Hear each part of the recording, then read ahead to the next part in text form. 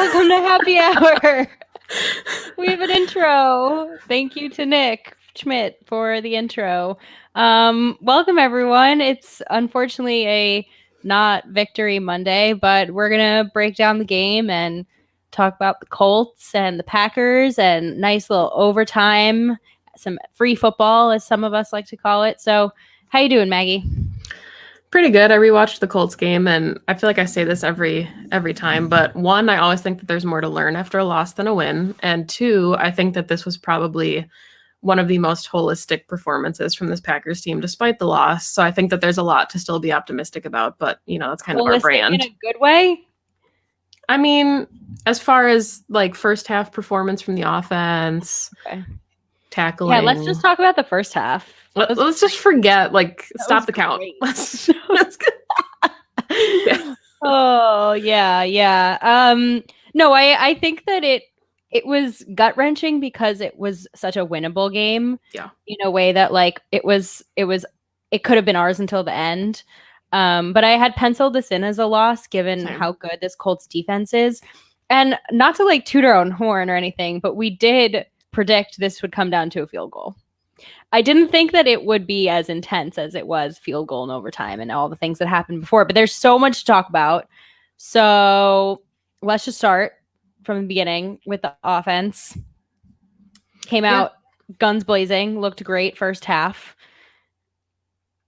And I think that's the problem, is that this offense looks so good when they're on script. Like the first 15, 20 scripted plays that Matt LaFleur draws up, so good. And then, it kind of stagnates and it feels like there's a lack of energy there in the second half. And I don't know if it's, because they're going off script, but it seems like there's a lack of cohesion when they turn off script and maybe they just don't get rolling. And I would like to, I guess, kind of either have someone ask Matt LaFleur that or figure out maybe why that seems to be the case, because... Do they not go into the second half with scripted plays? They must. They must start the second half with scripted plays just like they do the first half, no? I mean, I think a lot of your second half adjustments are responding to what you saw in the first half, what worked, what didn't work. And clearly the Colts made the better adjustments and utilized the run game. So maybe that's where we can start, because I am kind of puzzled by this. And I think you would agree that Aaron Jones didn't seem to touch the football enough. And that seems to be kind of a recurring theme when the Packers struggle. And they didn't have the ball for a ton of snaps even in the second half. They kind of lost the time of possession there. But I think he had, 16 touches for the entire game, and that's just not enough for somebody like Aaron Jones. It doesn't make much sense, too, because the Packers were ahead. So you'd think they'd want to run the ball more when you have a 14-point lead. And even in the second half, we weren't behind enough for us to just, abandon the run game altogether. So I completely agree. I think when Aaron Jones has the ball more than, what was the stat that you sent me today? 20 times in a game, the Packers are 11-0. Yeah. And when he touches less than 20, I think they're 0-5. I think it's every loss from the LaFleur era or something when games he's been available. Yeah. And that could just be a fluke. That could just be a cherry pick stat. But I feel like also when your star running back doesn't get enough time and then you lose every game, there's some level of correlation there. I don't know. I mean, I think my issue is that it's okay that the offense goes 3 and out. I think it's right. That to me is that's going to happen. We were playing the number 1 defense in the NFL, one of them, but behind the Steelers probably. But when your defense can't get you time, Rodgers gets the ball. He ends the half. It's 28-14, and essentially he gets 6 plays, and then all of a sudden it's came back. It's 28-25, not even.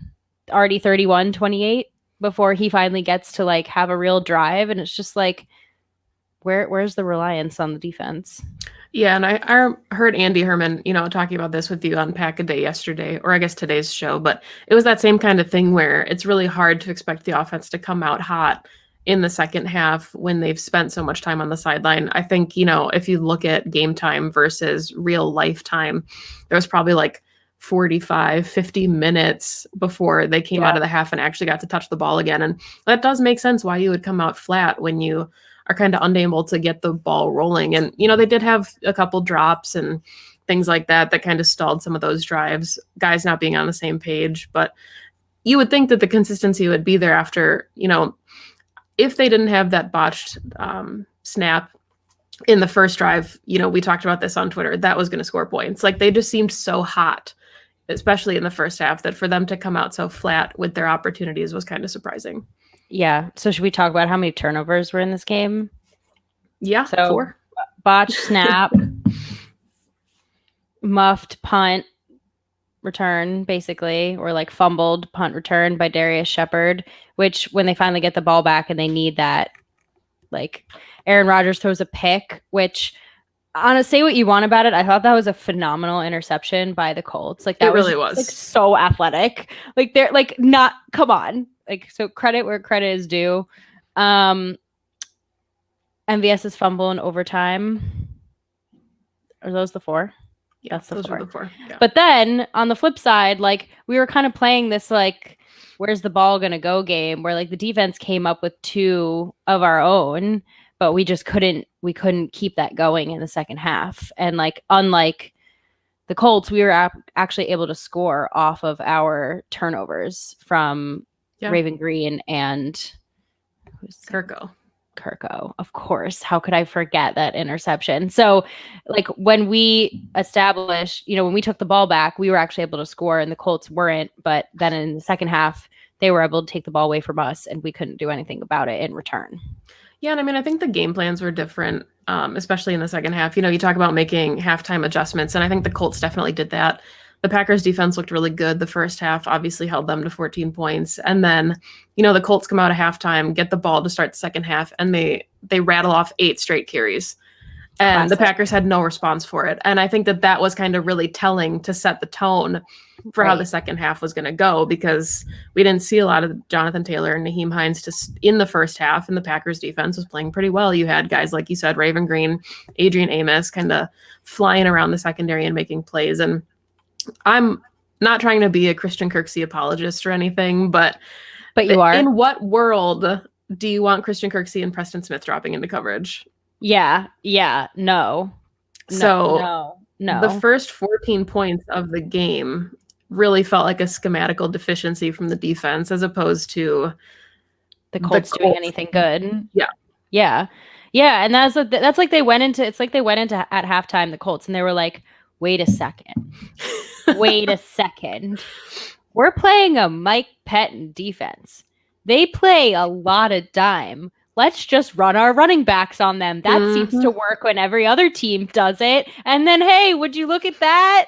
It worked. And then they brought in Jacoby Brissett and did like some funky QB runs that obviously we had no answers for, because why would we?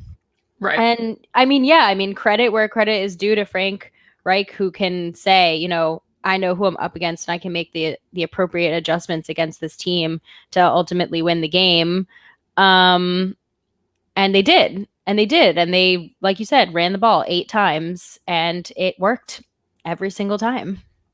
Yeah. And I mean, I think that the Packers defense, like, to their credit, looked pretty good in some of their opportunities. And something I do want to talk about too is field position, because it always felt like the Packers were starting at like the 20, and because of, poor punts by J.K. Scott or whatever the situation was with special teams, it always felt like the Colts were starting at the 30, the 40 and favorable yardage, which of course makes things easier. And then, you have Aaron Rodgers throwing a bomb to MVS basically from his own end zone to try and tie. It was to try and force overtime, and just, the field position is a huge part. And Matt LaFleur had said going into Sunday's game, like, this is the best special teams unit in the league, and they're going to make you work for it. They did. The Packers exactly had no what they were answer. doing. Well, they knew exactly what they were doing. They knew they don't have their return man in. It's our backup return man, Darius Shepherd. And because like Swerve can actually do things, right? Like Swerve maybe could have gotten us to the 25, to the 30, because he has some level of like dynamic running ability to him. But they knew exactly what they were doing, and they executed it. And I think it's those little things that we talked about this, I think, last week against the Jaguars, how like little things like that really start to add up. And when you're playing such a close game, those are the little things that mean you win or you lose. And it just turns out that the Colts did it better. I just can't remember. Have the Packers ever been good on special teams? Not since Desmond Howard. Okay. Okay. So not in my lifetime. No, I'm joking. Yeah, I mean, I think that like, and Andy said this too on Pack-A-Day, right? Like, how is it that there is a 53-man roster and a 16-man practice squad, and your only return option is Darius Shepherd? And I always thought that that was interesting too, because like EQ has potentially returned punts and kicks for us. I know that Josh Jackson has done that as well. Maybe they didn't want him in there, but like after that fumble, try someone else. Maybe, I don't know. Like Josh Jackson didn't play in the secondary. Get him in there. Try it. Yeah. Somebody in the comments, Sean, said Jamal Williams. I thought maybe, honestly, that they put Jair back there. He's done it. And I know you don't want to risk your starters, but, you know, we've seen plenty of players that are able to do that. Even Malik Taylor was taking some snaps in the past couple weeks. So that was kind of surprising to just see them stick with Shepherd. And, you know, I get it. And I get if you're grooming a guy, you always tend to think that something like a fumble is an anomaly. You don't think it's going to be the norm for that player, but it is still done it a bunch. Right. It's not the first time that it's happened for Shepherd, unfortunately. Do you think he's still on the team? You mean like right now? No, I mean just okay. Sorry. Like, do you think he's still on the team like by the end of the season, or like maybe does he get cut this off season? Like, do you think he stays on this team? No. No way. I don't. Too many chances, I think. Yeah, and I mean, I know that he's not that kind of returner or runner, I guess, but like Mike Weber was on the active roster and kind of in place of Tyler Ervin, who was inactive, another running back. So it just felt like they had plenty of guys available if they wanted to try someone else. And that obviously was not the case. But, you know, the Packers had plenty of opportunities, and we can't just pick out the Darius Shepherd fumble, even though it did contribute significantly to, you know, bad field position for this Packers defense. And, you know, when Matt LaFleur and Aaron Rodgers talk about playing a cohesive football game, and that's complementary football in all three phases, this is exactly what they mean, right? Like if you have a special teams flub and your defense can only defend 30 yards of field then instead of your normal 60 or 70, of course, this is an offense that's going to walk away with points. I know, but I thought the defense actually in the turnover, when we had turnovers, when they were up against the wall, actually did quite well. They only let up 6 points, and that was 2 field goals. And it's so interesting to me that, like you said, you expect them, okay, short yardage, you know, expectations are lower, and yet they show up. But when they have a full field, when Philip Rivers has to go 75 yards, they play soft and just let him walk in to the end zone. So that's the way that it's being played. And I think this is my issue too. And if you listen to Pack-A-Day this morning has been my issue for quite a while, but just really, really getting to me now is like, this defense has the ability to make plays. We see them. We saw them last night.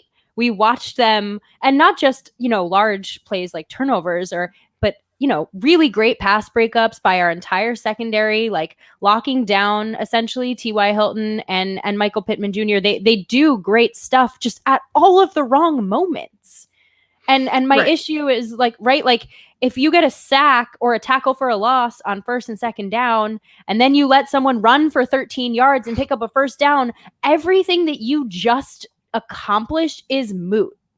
And it's like, you're just gassing yourself now, and you're tired, and it's really frustrating why those kinds of plays, while clearly in their arsenal, are not being used at the moments that would get them off the field. Yeah, and I kind of want your take on this too, because I felt the same way that Andy did when I listened to Pack-A-Day today, where he said it's kind of weird because if you were to flip the post-game response from the Packers, you know, Aaron Rodgers, Matt LaFleur, you would have thought that they lost the Jaguars game and won the Colts game. Based on, you know, them talking about energy. Aaron Rodgers said it was the best week of practice this football team has had since the start of the season. He said they practiced like a great team instead of a very good team. And I think that's really interesting. They love the comments about practice. They really do. They really do. But I mean, I felt the same way when I listened, and I don't know if it's because they were in it. And after the first loss to the Buccaneers this season, one of the things I said on the roundtable with Game On in the after show was, this is what we need to see from Matt LaFleur, is how he responds. Mm-hmm. And they've always kind of been these blowout losses. And even with the Vikings, the Packers were in there until the very end. And I think what we're seeing now is that Matt LaFleur can coach his team to stay in games the entire time. Yeah, I think my answer to your question about the attitude and the flipping of the script is that this team played with a lot of heart yesterday. They did not lay down and get rolled over. And they were in it literally until the end. Like that overtime, when we won the coin toss, I was like, oh my God, we can win this. Like we could actually go out and win this game. And even like that DPI call on MVS, that would have been a touchdown. That would have been game. I would have rathered it have been a touchdown, honestly. I wish that he had let him catch it. But there were definitely moments where it was like it just flipped the other way for the Colts at the end of it. And we had plenty of those wins where we were in the Colts position last year too, where you just eke it out enough to, on the stat sheet, it's a win and not a loss. But I think that the team played with a lot of heart. And so I understand why Rodgers and Matt LaFleur are like, I still feel great about this team coming out of this loss. Well, and I feel like these are the games that you learn the most from, right? Like it's when they lost to the Rams in 2018. Like the close games where you lose, I think teach you a little bit more than squeaking out a win against a bad football team. Like it didn't feel like they walked out of Jacksonville learning a lot about, or out of Lambeau playing Jacksonville, learning a lot about their football team. Yeah. And I think what we saw from them yesterday after a loss to the Colts was, hey, we can be contenders. We went up against the number 1 ranked defense in yardage, put up 3 touchdowns, 3 through the air, ton of yards. Mm-hmm. This Packers team looked good, and they looked like they could hang with a good football team, a great football team. And I think that that's what we kind of needed to see was, can you beat contenders, or at least hang with contenders and figure out where to correct your mistakes? Or are you just beating up on teams like the Lions and the Jaguars? Yeah, no, it's true. And I don't know.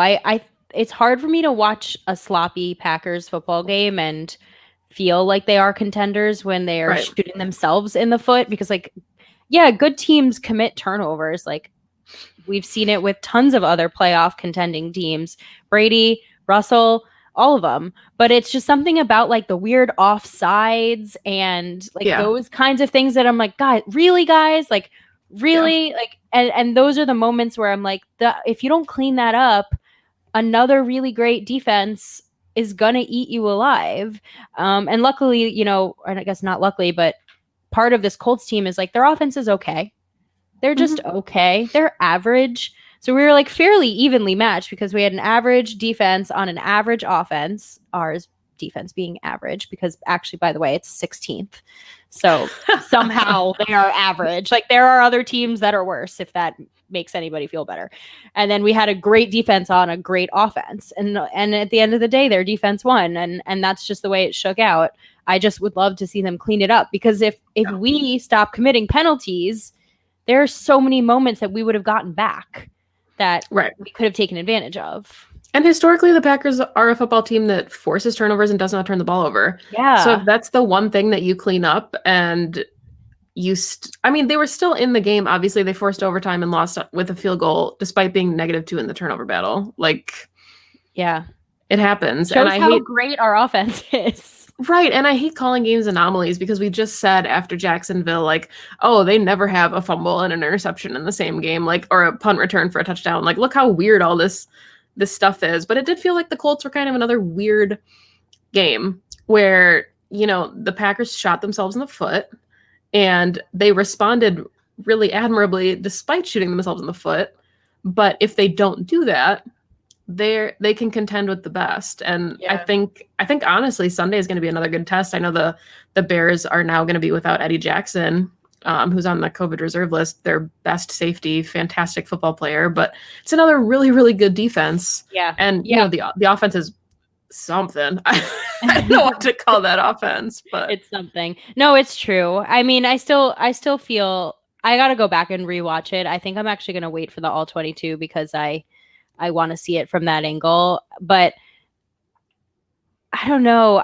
It's like a tale of two teams to me a little bit. And the more I digest it, the more I'm like, I hate to not put blame on the offense, because there's blame on all 3 phases of the ball in this game for sure. Like if the offense doesn't go 3 and out twice in the second half and they put up some level of points, like maybe there's a difference. Like you have to get first downs. But at the same time, like our defense was playing like pretty lights out the first half. Mm-hmm. Like they looked great. They were aggressive. They were rallying to the ball. They were not letting Phillip Rivers pass the ball at all. You know, they really stuffed Jonathan Taylor, like you said earlier. And then all of a sudden they come out and it's like, all of a sudden we're playing with a 2-score lead and we completely just let it fall apart. And it's like, with a good team, they're going to catch up. You know, we're not playing Detroit. We're not playing you know what I mean? Like worse teams with offenses that we can stop easier. You have to continue to play aggressive like you did in the first half, and they just didn't. Well, and we've talked about this on this show before, and that's kind of how Mike Pettin has built his defense, where it's really hard for this Packers team to play from behind when they have to play lights out and make the big plays. They're used to playing with a lead, and then they get really soft, and we see a lot more prevent or dime when we should be. I mean, we knew going into this game that Phillip Rivers is like the least mobile quarterback left in the NFL, like probably worse than Brady. Yeah, and he was playing on a bum foot. But he's also great. He's the best quarterback under pressure. That's true. His quick releases. He's getting the ball out really quickly. I actually thought we pressured Rivers quite well. Like it's like I said, it's we get the pressure and we stop the run, and then all of a sudden on third down, we forget what we're doing. And Matt LaFleur said it really well. I mean, it was Nagler's question, but I thought the answer like really warrants a discussion because he's like, there's nothing wrong with the theory behind what Pettin is trying to do, which is just you have to do it before the sticks. If you're standing at the first down marker and you don't rally to the ball carrier fast enough and you let them get past you, nothing about containing underneath is going to work. So it's not necessary. It's both. I think now I'm going to say this out loud for the first time. After hearing that answer, like maybe, yes, there needs to be some adjustments schematically, but there's also clearly a lack of effort in the execution of said scheme. Right. And I think that's a big part of it. Like, yes, Mike Pettin's scheme can be questionable at times, but there is, like you said, there's that execution there where if it's 3rd and 8, you can't be playing 10 yards off the line, because soft coverage only works, especially if you have like a quick swarming defense. And that's one of Matt LaFleur's like sayings in his pressers, is talking about getting all hats to the ball. And that's what makes a defense work, right? Is when you have guys rallying, gang tackling. That's how you prevent those explosive plays. Because if one person misses and you're a swarming defense, you have 2 or 3 guys that are coming to make an impact and make the tackle that person missed. If you're in man coverage and you're playing 10 yards off on 3rd and 9, and you don't make that open field tackle, then it's a 20-yard game. Right. Yeah. Absolutely. Yeah, I mean, we saw that as well. Like whenever someone makes like Raven Green, I think it was made, or I don't know who it was, but I'm thinking of like made a really nice like solo open field tackle. And I was like, oh God, like he's just going to slip out of this, isn't he? And he didn't. And like, but why is that my reaction? Like, it's like when it was 3rd and 19 and I was like, oh shit. Yeah. Yeah. And then they get 15 and you're like, oh, okay, great. But then they go for it on 4th and 4. And it's just like, this is what I mean. Like you have to make the plays at the moments to end the drive. Like, cool. Don't do it on 1st and 2nd down. But if you don't do it on 3rd down, you're just going to be tired. And then you keep Aaron Rodgers off the field. And that's not what we want. We want Aaron Rodgers on the field, slinging it. Should we switch over to some good stuff since we've been ranting a little bit?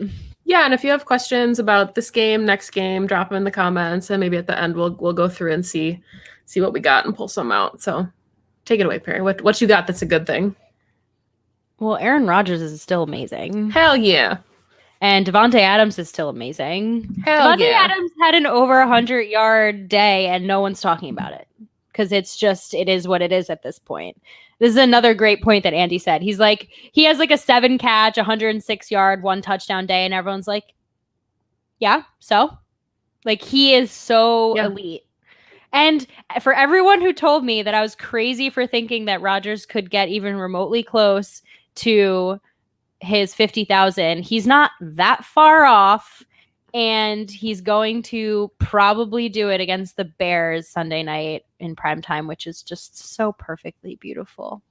Yeah, a couple people accused me of trolling on Twitter when I posted that number, but it's just because it's really attainable. And Yeah, 165 yards. I never said the Packers were going to win this game, even though I think that is a high probability that they win the game. But Aaron Rodgers needs, like you said, 165 yards to hit 50K.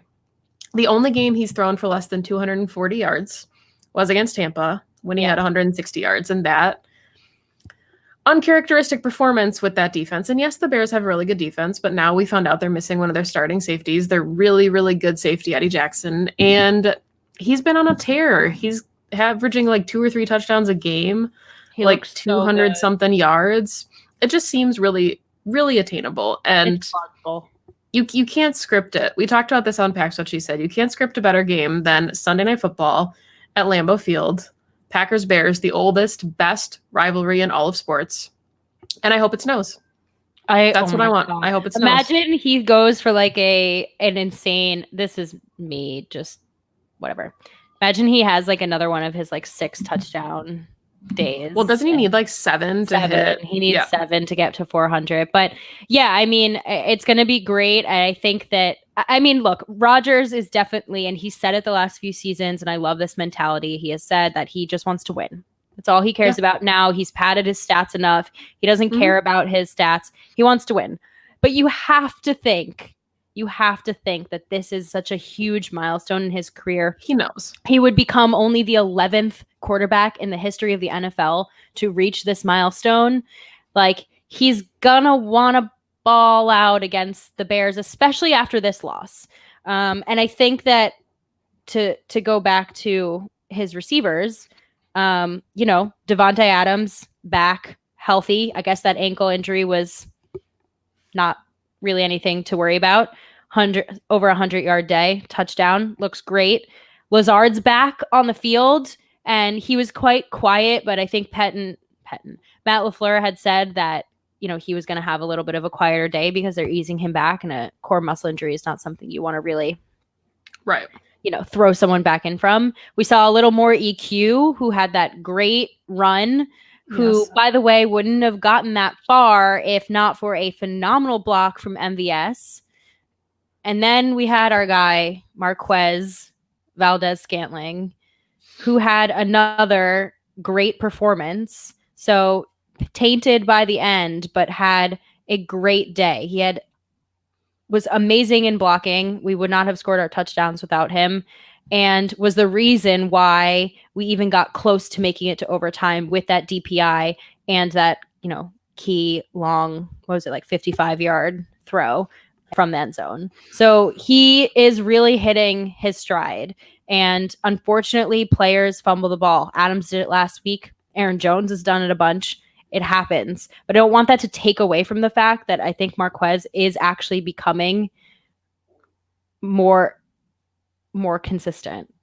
He's somebody that is making opposing defenses look out for him. And we talked about this earlier in the season on this show and on Pax What She Said, where, we talked about what can MVS be and who is he now.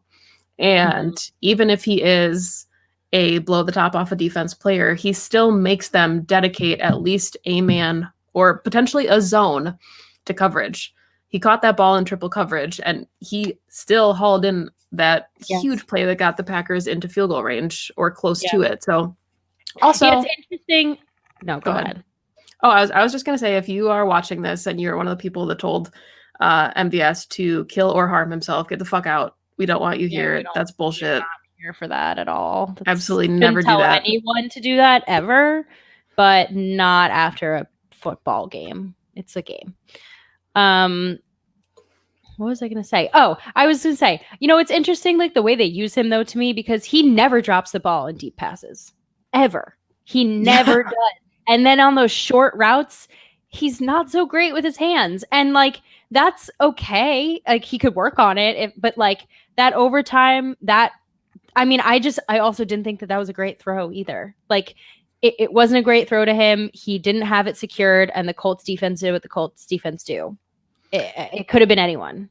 There's something, and this is just me like snowballing here, but there's something to be said too about like, I remember last season specifically that Aaron Rodgers said that it was really hard for him and MVS to learn how to get on the same page because MVS is so fast. And I feel like they finally have found their rhythm. in those deep passes like you were talking about. And I think there's something about either the ball getting to MBS too quick or the two of them not having that same length of time or him getting his hands up and ready with the short game that they're still developing, because we saw it on a couple crossing routes too earlier in the season. That's where he had one of those third down drops. So I'm sure that is a developing aspect of his game, but it really does feel like he needs that time for the ball to get to him, for him to get ready to catch. Yeah, it's just... Yeah. That's funny. Someone said, let's talk about Elgton Jenkins. Yeah. Absolutely. Let's do it. He's played 4 of the 5 offensive not line right guard. positions. Yep. That's unbelievable. Yeah, Matt LaFleur said that he's never been around a player like that. And it's flawless when he, like, wherever he is, if it's left tackle, right tackle, hit center, like, there is not a drop off wherever he is on the line. And that's insane. That's so, I mean, talk about draft and develop. Like, this is what we mean. Like, this is what they mean when they say, like, we get guys and, like, that's going to be a player that we keep for his whole career, probably, because you don't give up blue chip players like that. You can call that premature to say that or not, but I think he's very special. Yeah, and I mean, I am a huge, huge Corey Linsley fan. I think that you are as well. We've talked about him a lot and would love to see him back in Green Bay, but it does kind of make you wonder what the future looks like at the position. I think we've always kind of wondered, right? Like, Elgton Jenkins was drafted as a center/guard. Like, I remember being on the Pack-A-Day live show with Indy, and one of the things I said was, like, oh, they have a backup center for the first time. And now they have Jake Hansen, who is not playing, but, you know, they did take a center again in round 6. So it's interesting to kind of think whether or not they move on from Corey Linsley, what the future of that kind of interior 3 looks like, whether Lucas Patrick maintains a starting job, if John Runyon Jr. comes in, because he looked really good, if a guy like Jake Hansen takes over at center. But I mean, obviously we've seen that Elgton Jenkins can play just about anywhere and do really damn well.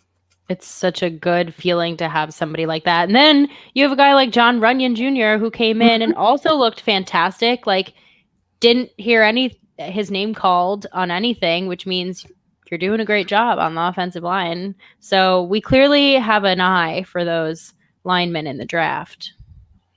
Is that you? Is that your eye in the draft? All right. I like it. But no, Duke said that he feels horrible for Lane Taylor, and I agree. I mean, Lane Taylor was one of those beautiful comeback stories, and it's really unfortunate to think that he's not going to get a shot again. I mean, maybe he does, but it's now a couple seasons that he's lost to injury, and that's just really hard for any player. And this is like a really weird transition, and I'm sorry, but I was thinking about players that maybe won't be with the team next season, and I was thinking about Rick Wagner, who they brought in kind of as swing tackle insurance. And we know David Bakhtiari got paid. Billy Turner has looked pretty good still. I know he had a couple miscues last week or yesterday.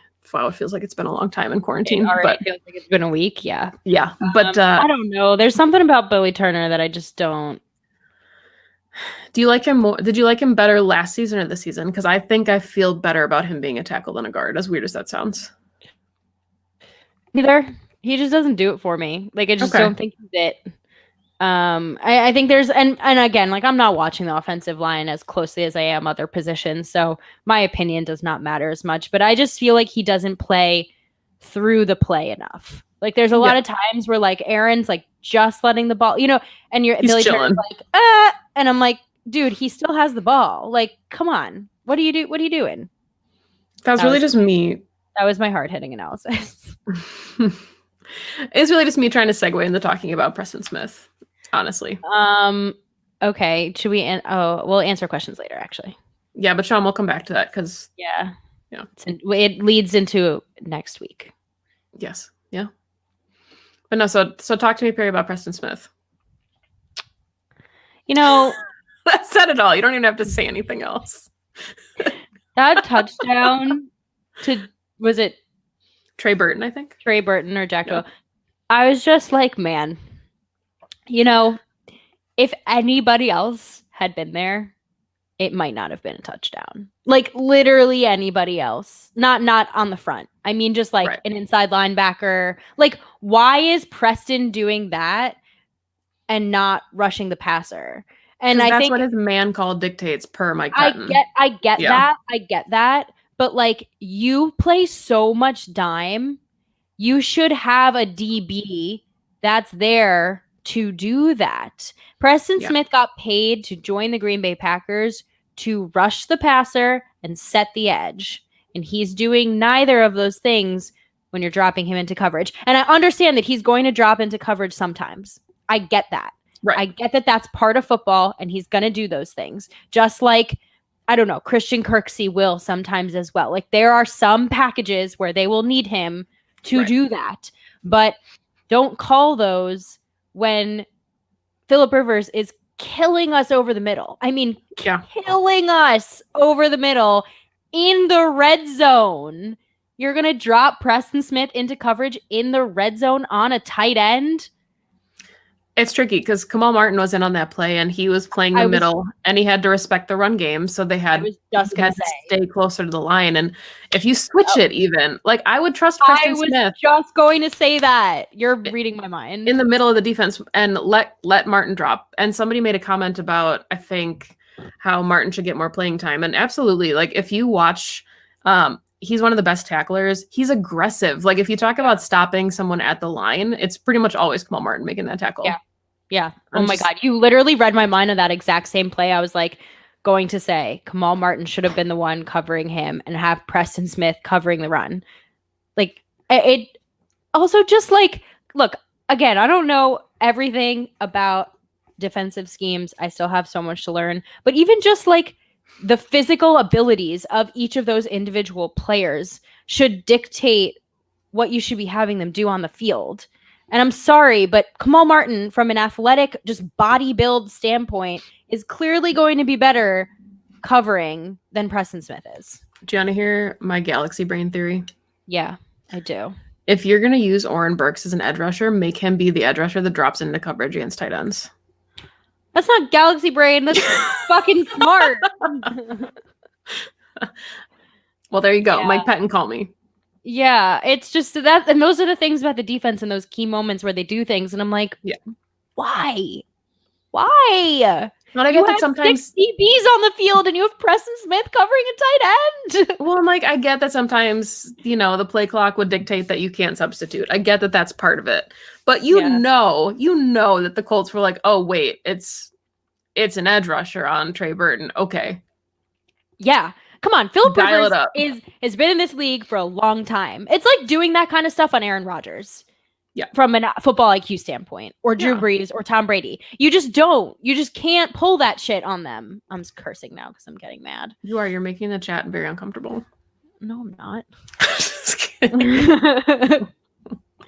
I like, if you're going to pay Preston Smith the amount that you're paying him, pay him to do what you brought him in to do, which is rush the passer. And if he's not rushing the passer well, which he's not, then guess what? We drafted someone who's on a rookie contract right now, who's rushing the passer way better than he is, and his name is Rashawn Gary. And he needs more snaps. Yeah, so I did actually pull these numbers because I wanted to talk about this a little bit. I think it was Matt Schneidman who tweeted this. But Rashawn Gary is playing about 60 less pass rushing snaps. He has 7 more pressures than Preston, and he has 1 more sack than Preston. And if you 60 less pressure on 60 less snaps. Yeah. Well, 60 less pass rushing snaps specifically. Yeah. But I know that Pro Football Focus has its pros and cons, and it's not the Bible of football, but out of 106 graded edge rushers, Zadarius Smith is 12th, which is respectable. Rashawn Gary is 58th, and Preston is 92nd out of 106, which is just tough, considering that he was one of the NFL's top 100 players in 2019. Yeah, something's wrong. I don't know. Something's off about it. But we have the Bears coming up. And that's exciting because we love the Bears. We love playing the Bears, I mean. We love a good rivalry game. Absolutely. We love a good rivalry game. It's at Lambeau. Hopefully they play well at home. They haven't been playing quite. It's going to be 500 people in the stands. It's lit. You know what? I think that no matter what, any Go Pack Goes will make this team Like, look at how juiced up they came out with fans in the stands. Like, we know people who were there, and they said that there was tons of Go Pack Go chants. And that, you know what? Say what you want. I love that jacks this team up. Like, no, I agree. Something about that's like just really heartwarming to me, that they like get so amped because there's people out there cheering for them. So they'll have some soft Go Pack Go's. 500 people in the bowl. Just So what do you make of this matchup? Well, first I have to detour and say that everybody please wear a mask so that Perri Goldstein can come to Lambeau Field and the two of us can go to a game together and we can get Perri her first Go Pack Go's at Lambeau Field in the bowl on the bleachers. But no, I mean, I think this is a good matchup for the Packers. And Matt LaFleur, I mean, if there's any indication based off what we hear from him in a post-game presser, he said obviously that the week of practice leading up to the Colts game was really exceptional. And he said that, this is a division game. And I know that they didn't kind of have the juice that they needed to play the Vikings, but you're 2 games in front of the Bears. If you win, now you're 3 games up and you have a tiebreaker. And then you don't see them again until week 17. So it might not matter at that point. This game matters, and it's Sunday Night Football. It's a national stage. I know that there's not going to be a ton of fans in the stands, 500 to be exact. But yeah, I mean, I think that this is a game that the Packers should have no trouble getting amped up for, even though we still don't know who the quarterback is going to be on Sunday. Yeah, I think that this is a very winnable game. I think that the Packers have shown that they can go up against and score points against good defenses. We saw it with the Saints. We saw it last night. So the Bears defense, while deserves the respect of a top 10 defense in the NFL, it doesn't feel like they have enough to beat the Packers by any means at this point. This offense is, like you said, it's week 12 and they still don't know who their starting quarterback is. They're missing Eddie Jackson, which is a blow. And their offense can't move the chains by any means at all, no matter who's there. So I hope that our defense takes this as a day to show up and show out. Yeah. I mean, this is a really, really good front 7 from the Bears. You got Akeem Hicks, Khalil Mack, Roquan Smith is one of the better inside linebackers in the league. But this is a game that the Packers have to win in all aspects. We've talked about earlier in the show, Matt LaFleur saying this team needs to play complementary football. You have to win in all 3 phases. And I know they have Cordero Patterson in the special teams game, which is going to be a big, big test for this Packers special teams unit. But it's a good matchup for the Packers on paper. And that's no disrespect to the Bears defense, but this is one of those games, again, where if you want to be in the conversation of being a great football team, you have to take care of games like this against lesser opponents. Yeah, 100%, especially division opponents. And no, the Bears are likely not going to make the playoffs, but you still want to clinch not just the division opponents, but the NFC opponents, because as Sean asked earlier, what are the chances that we make the number 1 seed in this, in the NFC? And it's a crowded race. Yeah. We've got probably about like 7 teams that have 6 wins apiece. So, you got to take these wins wherever you can get them and run with it. Yeah, and I mean, the Packers are lucky enough to have the tiebreaker with the Saints. So, Tyler, absolutely.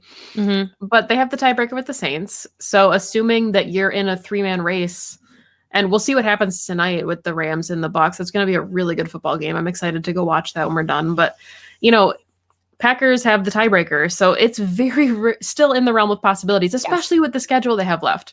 Yeah. The Eagles, love the Browns. Browns just took care of the Eagles. Thank you, Mark, for your dedication to your football team. Outside of maybe the Titans with a really good ground game coming, and the Panthers not knowing what's going on with Teddy Bridgewater. He should be back by then, and McCaffrey should be back. But this is a very favorable schedule for the Packers to wrap things up. And 100%. I said it, and obviously it hasn't really happened because we've been 1-1 since I said it, but they very much can run the rest of this season with, like you said, just probably one more team that scares the poops out of me because they have Derrick Henry. That's what you censor now? That's what you decided to censor? No, but I think Ross Uglum said it on Twitter too, where gotta try sometimes. Now that the Packers, in their last 6 games, they will probably be the betting favorite in every game that they play. And that's not to say that, they will win every game or we will even predict them to win every game, but they will likely be the Vegas favorite to win every one of their final games. That's so crazy. That never happens. Oh my God, I'm sorry. I am really excited to watch this game coming up. You sound so thrilled. I know. Yeah, but I mean, going into the season, we said like the Packers could be a really good team with a worse record. Yeah. And I mean, they likely will by like a game or two, maybe have a worse record, 11-5.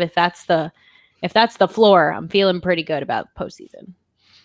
All right, let's talk about this. I think that the Titans are a good football team, Joey. I think that we saw what we needed to see from them against the Ravens, but yes, it's too early. One game at a time. It's the McCarthyism.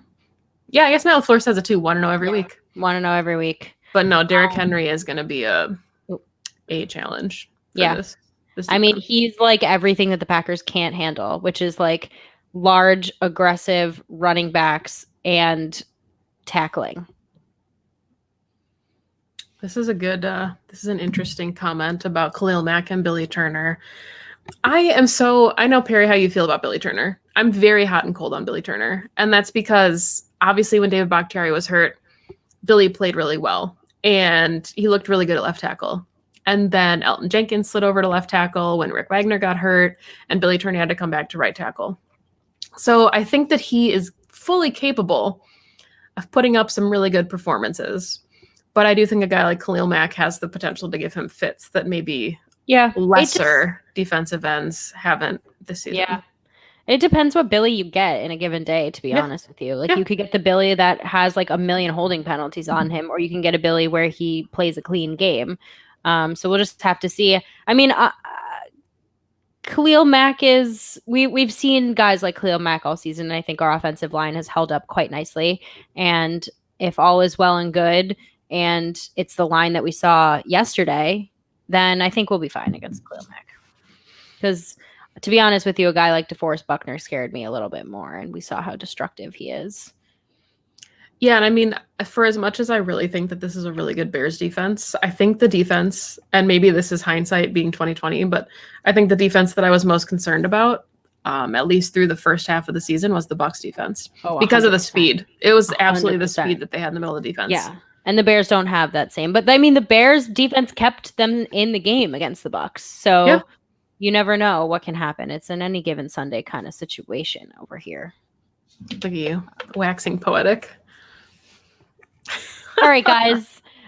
Thank you so much for joining. Thank you for your questions. We hope you enjoyed our new intro. You'll see it again next week. Yeah. Hopefully next Monday we will be having a Victory Monday celebrating a lot of things. Follow Maggie and I at Maggie J. Loney and Perri_Goldstein. Follow us at Game On Wisconsin. Tons of stuff. Just so much stuff coming out of Game On Wisconsin. I can't even list it all because it's just so many things. And thank you all again for joining. I hope everyone has a nice and safe Thanksgiving. Please be safe. And go Pack Go. Go Pack Go.